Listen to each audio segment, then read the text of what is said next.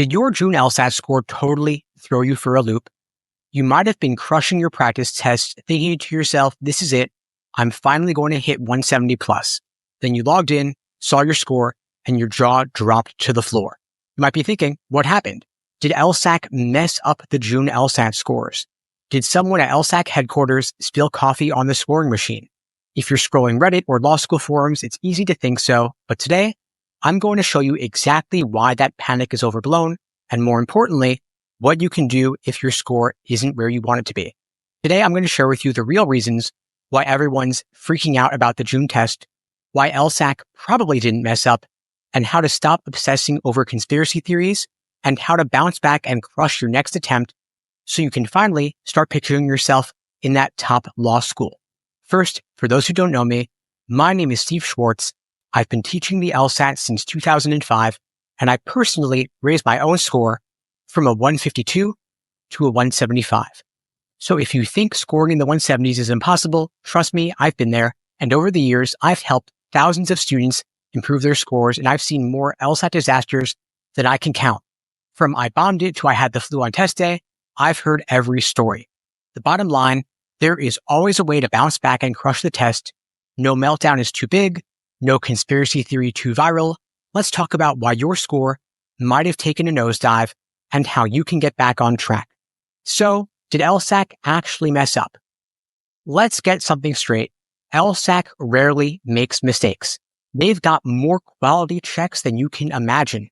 If the scoring was truly off, we'd see a massive outcry from everywhere, not just in a few corners of the internet. Are some folks seeing big drops? Sure. But that's not necessarily proof of an LSAC glitch. Let's break down what might be happening instead. First big factor is selection bias. When you see a flood of posts about LSAC messing up or my score is 15 points lower than my practice average, you've got to ask, who posts on social media? There are always two extreme groups. First, you have those who crushed the test and are on cloud nine. Then you have those who crashed and burned and are looking for answers. But the silent middle majority, those who scored roughly what they expected, don't typically post, hey, I got exactly what I thought. Cool story, right? That's why it feels like the entire June cohort is on fire when it's really just a loud minority. Keep that in mind before you let Reddit consume you. The second big factor is LSAT score inflation. And I know no one likes to talk about this, but LSAT scores have been on the rise for the past few years. The T14 now all have medians of 170 or above, and a 175 is the new 99th percentile, whereas it used to be 173 just a few years ago. And so if you're using older practice tests, you might be comparing apples to oranges. The LSAT scaling has shifted over time, so a raw score that used to get you a 170 might not get you a 170 today. This is not LSAC messing up, it's just the test evolving to keep the curve balanced. There's also the classic gap between how you study and then what test day actually demands.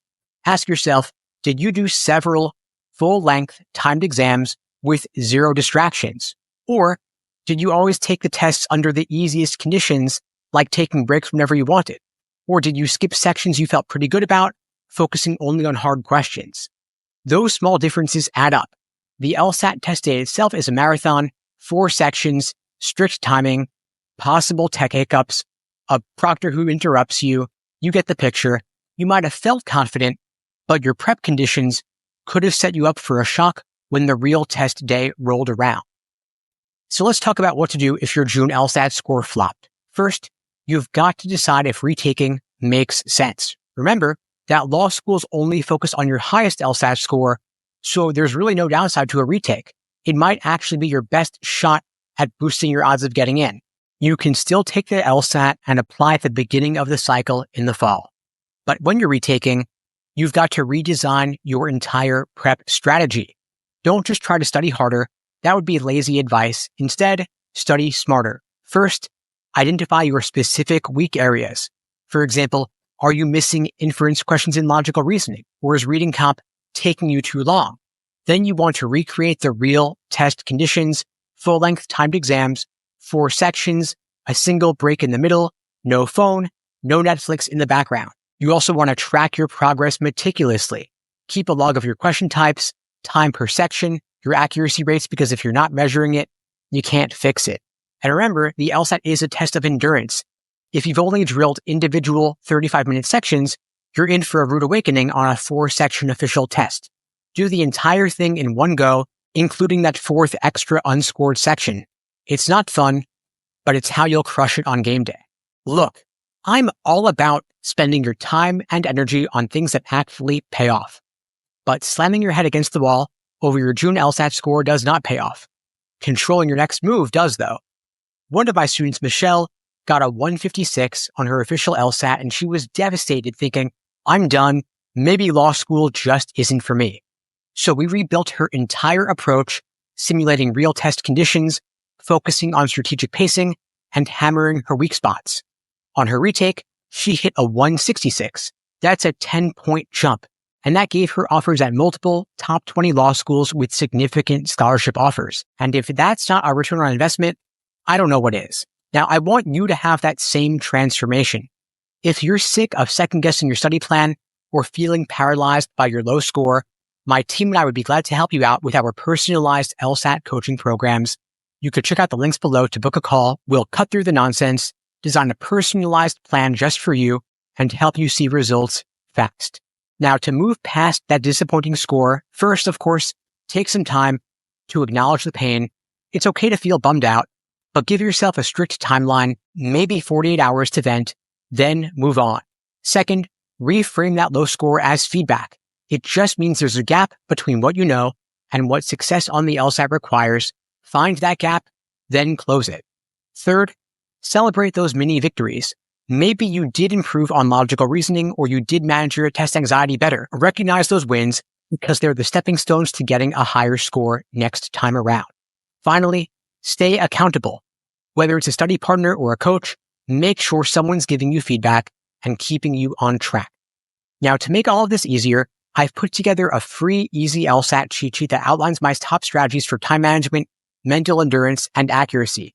You can grab it using the link below this video.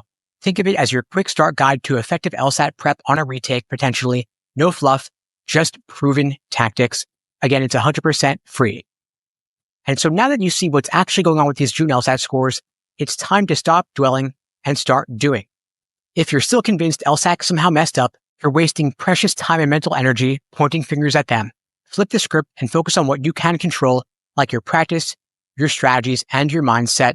And if you'd like my help on your journey to scoring a 170 plus next time around, you can check out the links below to book a call with me and my team. We'd be glad to help you out. And in the meantime, I'll wish you all the best and take care.